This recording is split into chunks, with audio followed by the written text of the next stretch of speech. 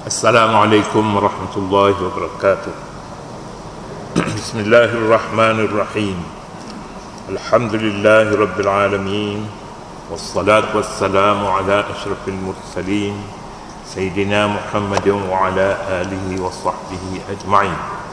Subhanaka la ilma lana illa ma 'allamtana innaka antal alimul hakim. Wa la hawla wa la quwwata illa billahil aliyyil azim. Sebelum ini kita telah selesai berbicara tentang tingkatan-tingkatan dalam masyarakat Islam. Kafir satu kumpulan, al-kufru millatun wahidah. Kufur satu agama saja, agama kufur. Tetapi Islam beberapa kumpulan. Dalam hadis menyatakan 72 kumpulan. Sataftariqu ummati ila sanataini wa sab'ina firqatan kulluhum finnar illa wahidah. Semuanya 73 firqah yang umatku akan terbahagi kepada bilangan itu. Semuanya dalam neraka, satu saja di dalam syurga. Tapi kalangan ulama menyatakan satu saja dalam neraka, 73 lagi dalam syurga. 73 lagi dalam syurga, satu saja dalam neraka. Sebaliknya. Jadi mana yang sahih? Semuanya ini tidak ada hadis sahih yang betul-betul sahih, tidak ada. Jadi kita ambil mana yang boleh disesuaikan dengan agama. Dalam agama kita menyatakan orang Islam itu terbagi kepada begitu banyak, bukan satu. Yang kita bagi semalam pun umat Nabi Muhammad terbagi kepada 12, pada peringkat ke-6 dan ke-7, terbagi kepada 7 kumpulan. Jadi 7 kumpulan. Mengapa 7 kumpulan? Kerana dia ambil yang besar-besar saja. Yang kecil-kecil itu yang mengerjakan dosa kecil umpamanya, maka mereka ini berada dalam satu kumpulan yang Islam juga, tetapi mereka mempunyai kepercayaan yang berbeza dan besar juga perbezaan itu. Baiklah, hakikatnya soal syurga dan neraka adalah kepunyaan Allah Subhanahu wa taala. Sukar sebenarnya untuk diserahkan kepada manusia. Kalau manusia itu boleh membahagikan syurga dan neraka, tentunya lah dia pilih keluarga dia dulu bawa masuk syurga semua sekali. Kayak begitu. Islam adalah satu agama yang adil. Satu hadis yang sahih menyatakan, man qala la ilaha illallah dakhala al-jannah. Sesiapa yang menyebut la ilaha illallah, artinya pintu masuk agama Islam, dia dah masuk. Dakhala al-jannah, dia akan masuk syurga. Dan ini satu hadis yang diterima oleh kalangan ulama. Ataupun hadisnya menyebutkan man mata wa huwa ya'lamu an la ilaha illallah dakhala al-jannah. Siapa yang mati sedangkan dia tahu, dia boleh dia sebutkan la ilaha illallah, nescaya masuk surga. Jadi itu semuanya hadis yang kita baca sebelum ini. Tetapi hadis ini dia mempunyai satu saja, iaitu kita dapat gabungkan dengan semua hadis-hadis sahih. Hadis maudhu' dikeluarkan, hadis yang dhaif, lemah sangat pun dikeluarkan. Lemah itu bukan hadis, bukan sabda, tetapi orang yang membawa riwayat itu terdiri daripada ramai orang.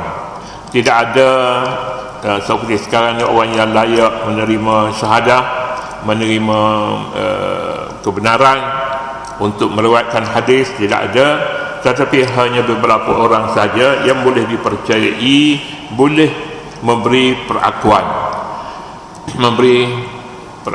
Ibn Ma'in namanya, Ibn al-Mubarak, dan Muhammad Ahmad bin Hanbal, ataupun beberapa orang tokoh lagi yang berada masing-masing pada tahap yang berbeza. Ada yang terlalu tinggi, ada yang terlalu rendah, ada yang pertengahan. Tetapi yang boleh diterima semuanya 2-3 orang sahaja. Jadi ini dibicarakan dalam ilmu hadis, dalam ulumul hadis. Kita jika perlu kita boleh belajar sebenarnya. Bukan tidak perlu, mengapa tidak perlu? Tapi ilmu ini sudah tamat tempoh, sudah tamat zamannya. Sudah tamat zaman dengan penyebaran buku-buku tentang ilmu hadis ini. Baiklah, hari ini kita nak baca peringkat ke-7 ialah peringkat manusia, muka surat 358. Peringkat ke-7 ialah peringkat manusia terbahagi kepada 2 golongan, iaitu mukmin, iaitu mukmin.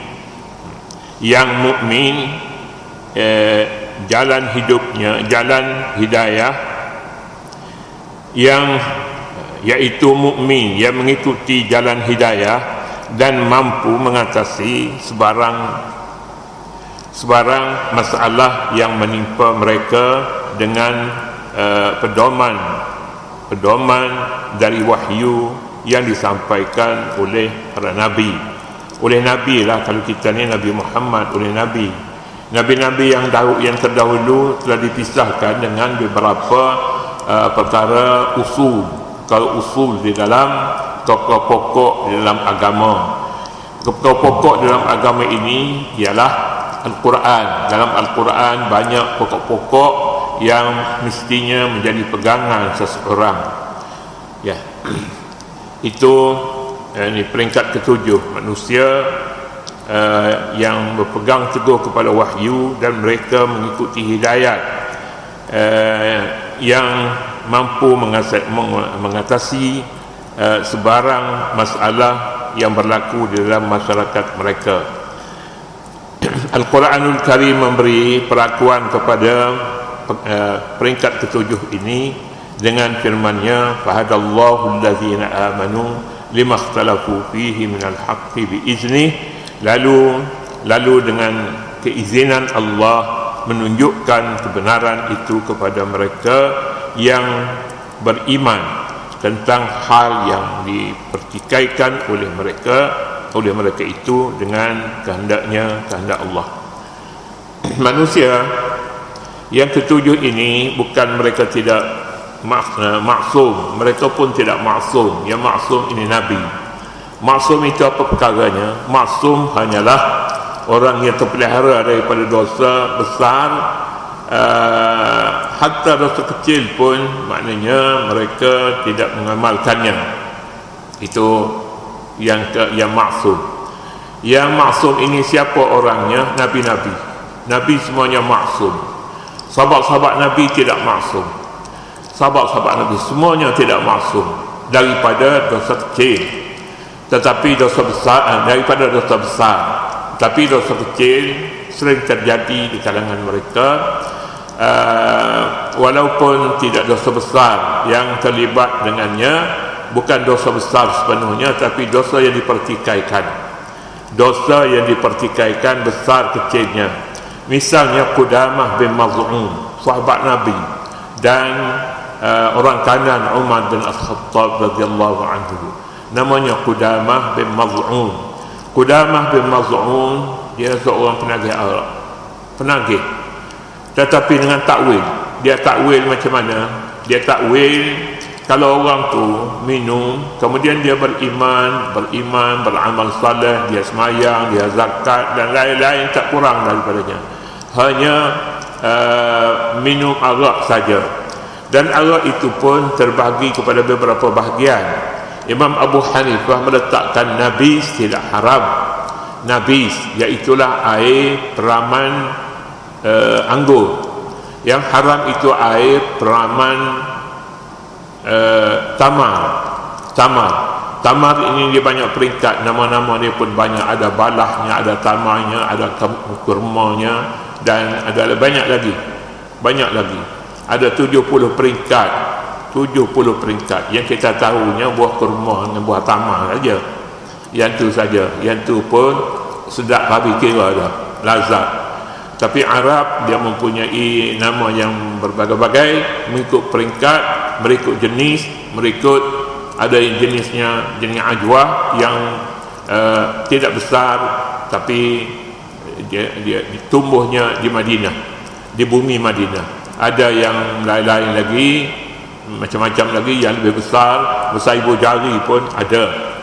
Namanya bukan ajwah lagi, bukan ajwah. Ada yang lembut, namanya balah. Baiklah, nama apa-apa tu tak kira, tetapi ada takwil bagi Qudamah bin Maz'un apabila beliau mengambil arak, iaitu nabis padanya, dibezakan daripada khamar. Satu khamrun, yang diharam itu khamar. Innamal khamru wal maisiru wal ansab wal azlamu rijsun. Khamar itu rijs, tapi nabis dia kata apa, mengapanya mabuk pun tidak, dia kata kita ambil pada kadar yang tidak mabuk. Tapi kalau mabuk itu ambil apa-apa pun yang mabuk tu mabuklah. Mabuk ganja, hasyish mabuk bila diambil pada paras yang memabukkan, Tapi ia mengharamkan makan makanan hasyish apa itu, mabuk itu yang mengharamkan. Tapi nabis tidak mabuk, kecuali diperam hingga sampai kepada peringkatnya yang memabukkan, maka mabuklah dia. Demikian juga air tamar hingga mabuk, dia ada peringkat mabuk, ada peringkat cuka. Perang tamar ada satu peringkatnya, saya tidak berapa jelas, tak apa ingat dia punya peringkat mana. Peringkat sebelum akhir itu arak. Dia ada peringkat khallun. Peringkat khal ini peringkat cuka, maka peringkat cuka itu boleh lagi cuka tamar. Apa salahnya? Mabuk, tak mabuk. Tetapi orang makan pun tidak banyak. Malah Nabi SAW pernah menyebutkan ni'mal idamu al-khallu. Ni'mal idamu al-khallu. Lauk yang paling sedap sekali, katanya paling lazat, itulah cuka.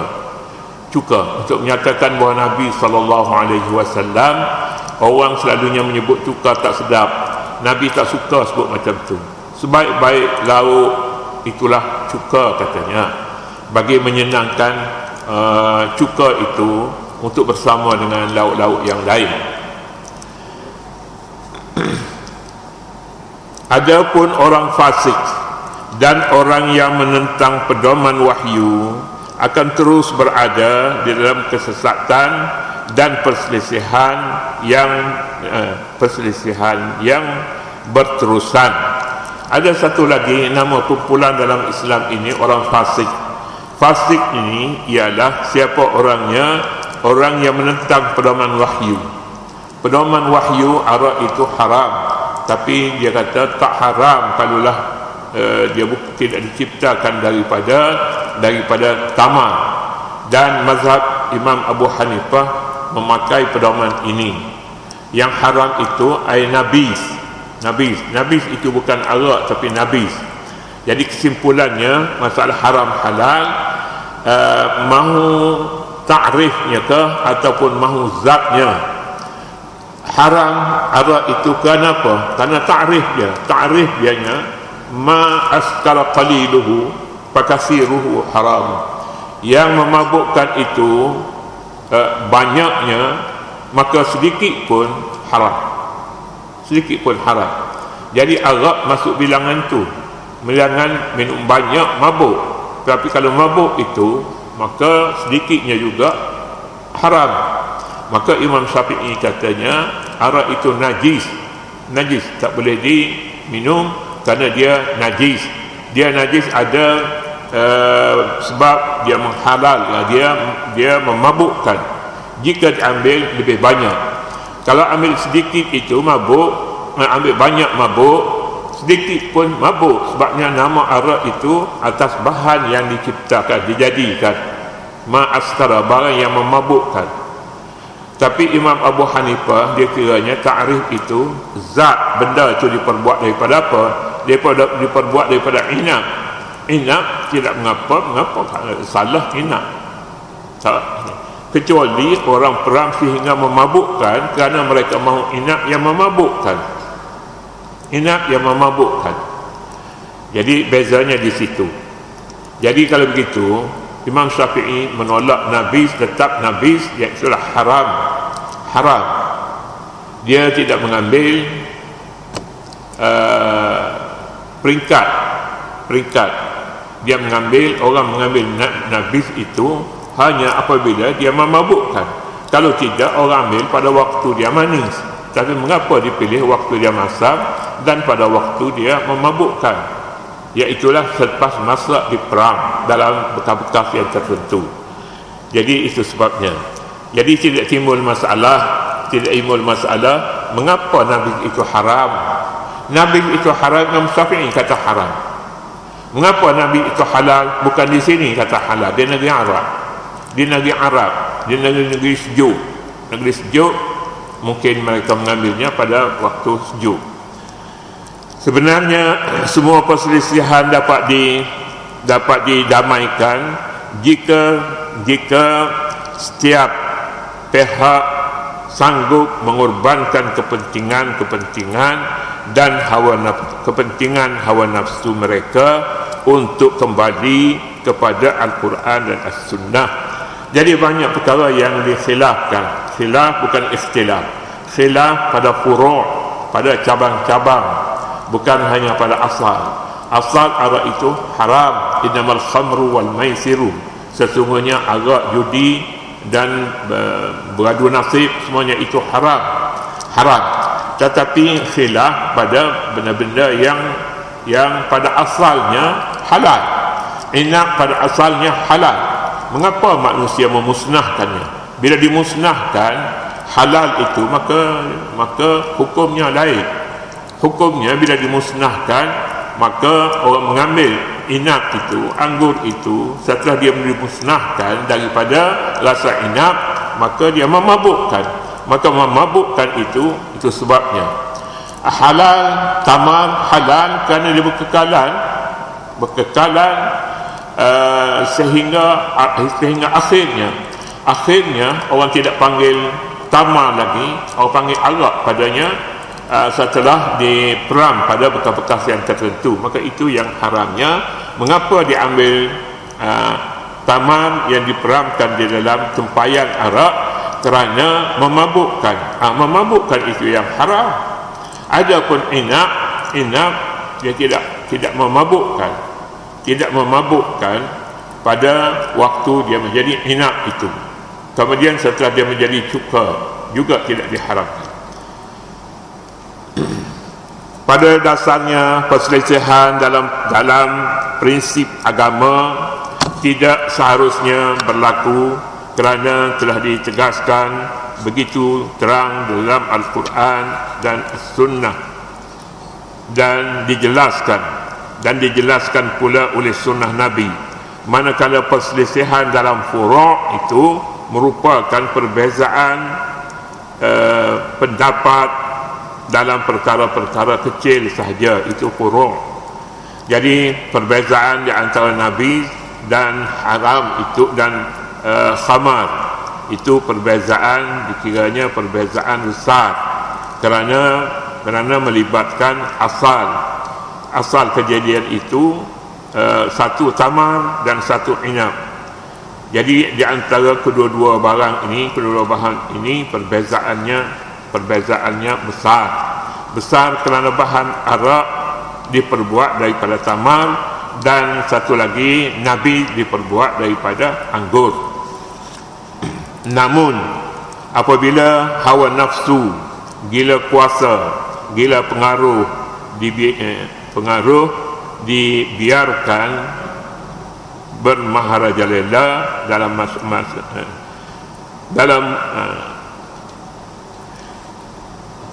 gila kuasa dan gila pengaruh dibiarkan bermaharajalela menguasai jiwa, maka pintu perpecahan akan terbuka lebar, menggugat perpaduan umat manusia. Itu katanya apabila manusia itu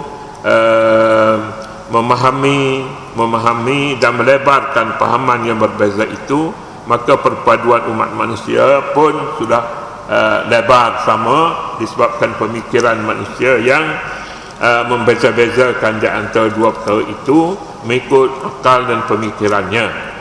Wallahu yahdi man yasha'u ila siratin mustaqim, dan Allah sentiasa memberi petunjuk kepada orang-orang yang dikehendaki, kepada orang yang dikehendakinya ya Allah ke jalan yang lurus. Ini pada Allah yang menentukannya. Manusia boleh memilih, dan pemilihan manusia mengikut konsep pemilihan itu dengan sebab apa sebabnya pemilihan Nabi itu halal, kerana datangnya daripada bahan yang halal, maka halal, tak halal.